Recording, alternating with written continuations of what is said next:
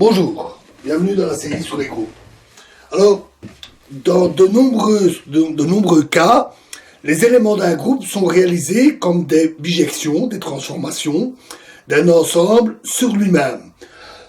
Cet ensemble n'est d'ailleurs pas nécessairement fini, ni même discret. Par définition, le produit AB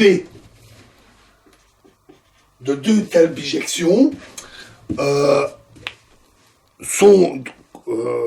qui sont composées est obtenu en faisant d'abord la bijection B, puis la bijection A.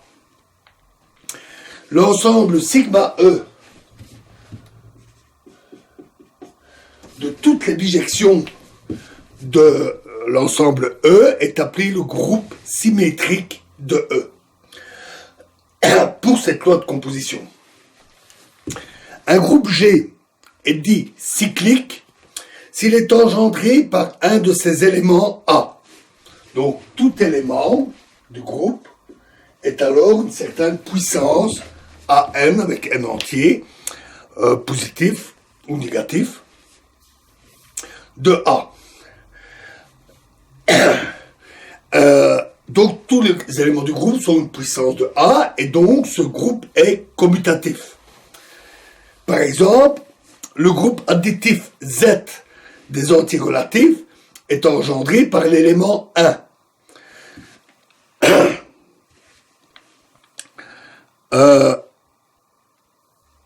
Car avec la notation additive, tout élément s'écrit comme un élément n, c'est n fois 1, c'est-à-dire 1 plus 1 plus 1 plus 1, etc.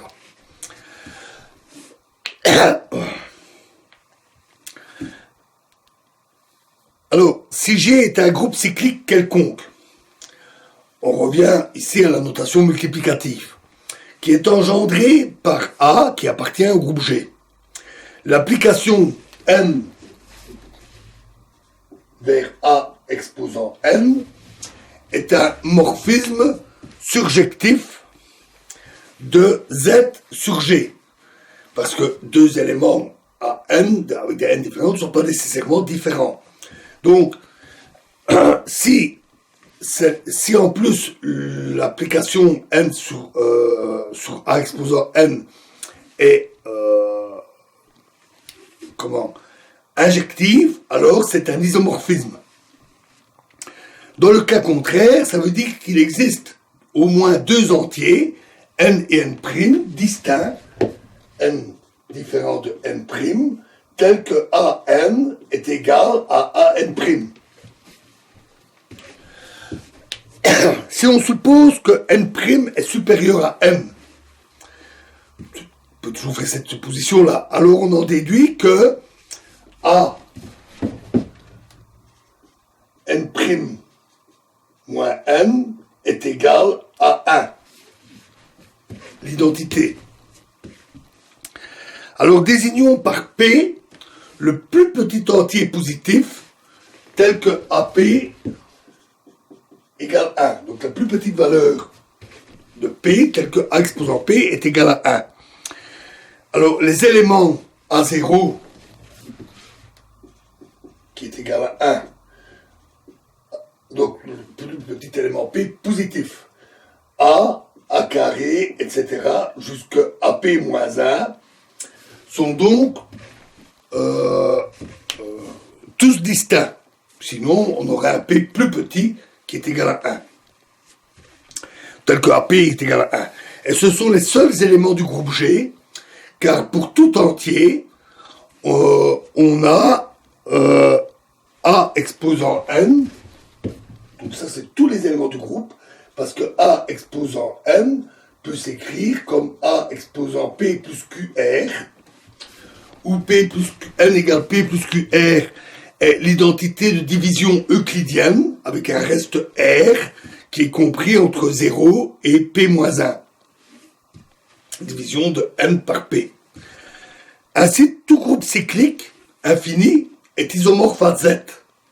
Et tous les groupes cycliques de même ordre P sont isomorphes entre eux. On désignera le groupe cyclique d'ordre P par CP. On peut le réaliser comme l'ensemble des rotations du plan de centre O et d'angle de Kpi sur P. Donc c'est un disque et on le fait tourner par crâne de façon en P section, en P petite rotation pour avoir un tour complet.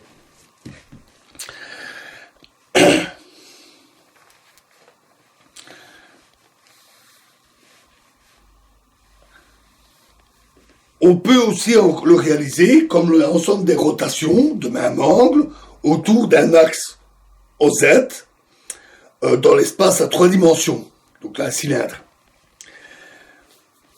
Remarquons que le groupe multiplicatif des racines Pm de l'unité dans le corps des nombres complexes est aussi une modélisation de ce groupe, une réalisation de ce groupe.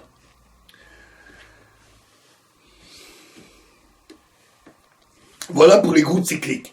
Alors pour n supérieur ou égal à 3, on appelle groupe diédral Dn, pour n supérieur ou égal à 3, le groupe des rotations et des symétries du plan qui conserve un polygone régulier à n sommets. Par exemple, 4 sommets, c'est un carré. Ce groupe est d'ordre 2n, car il contient n rotations qui forment un groupe qui est isomorphe au groupe cyclique, et n symétries par rapport aux n droites qui joignent les sommets au centre du polygone. Si on numérote les sommets 1, 2 jusqu'à n, en choisissant un sens de parcours sur le polygone, le groupe Dn est engendré par la rotation A. Donc on a les sommets 1, 2 jusqu'à n.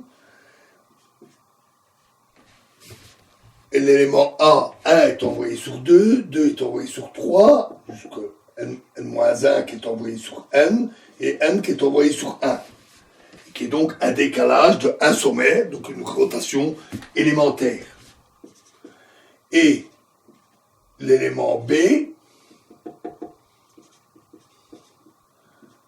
correspond à un élément fixe, et 2 est envoyé sur n, 3 est envoyé sur n-1, etc., jusque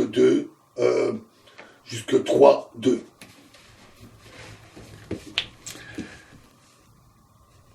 Qui est la symétrie qui se fait autour de la droite qui joint le sommet 1 au centre du polygone.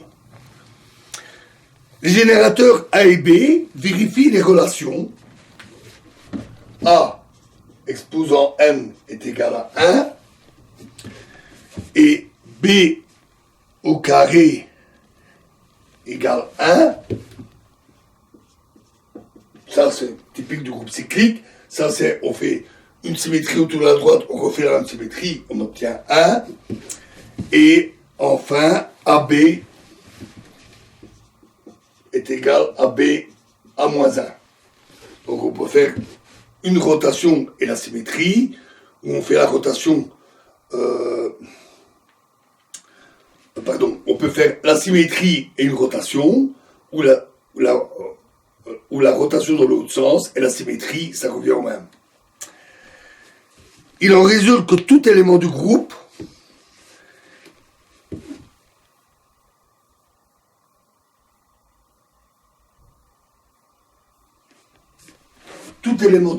est de la forme A exposant K si c'est une rotation, et A exposant K B si c'est une symétrie, avec K variant de 0 jusqu'à n-1.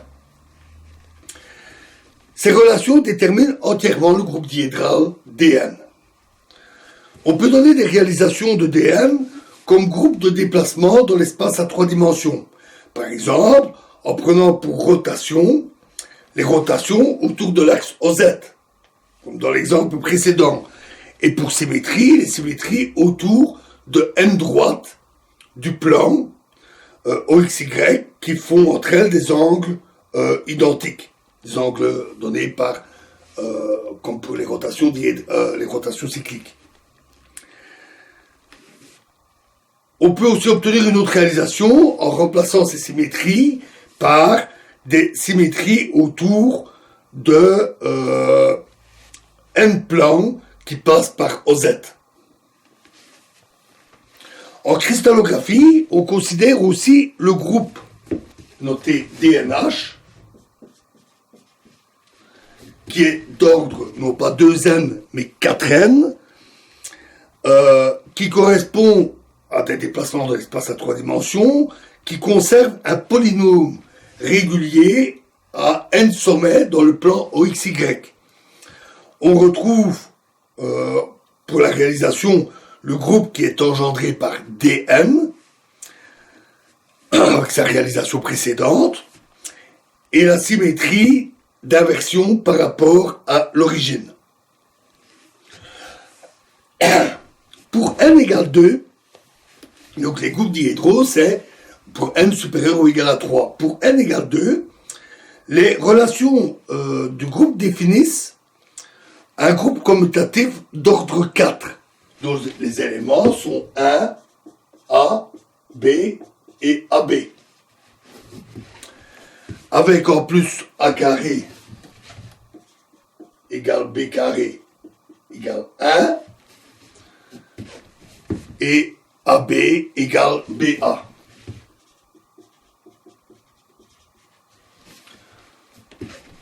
On ne qualifie donc pas de groupe diédral, mais parce qu'il n'y a pas de polynôme à 2 sommets, de polygone à 2 sommets, pardon, on l'appelle le 4 groupe de Klein. On peut le réaliser comme le groupe des symétries qui conserve le rectangle. Un rectangle qui n'est pas un carré, donc un vrai rectangle.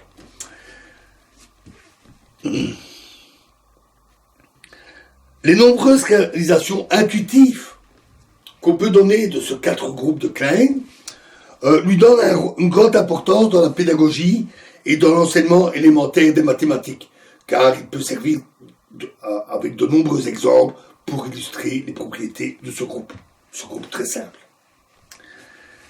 Voilà, alors dans la prochaine vidéo on terminera ces exemples par, ce ne sera pas une très longue vidéo, on terminera par les symétries du cube. Je vous remercie.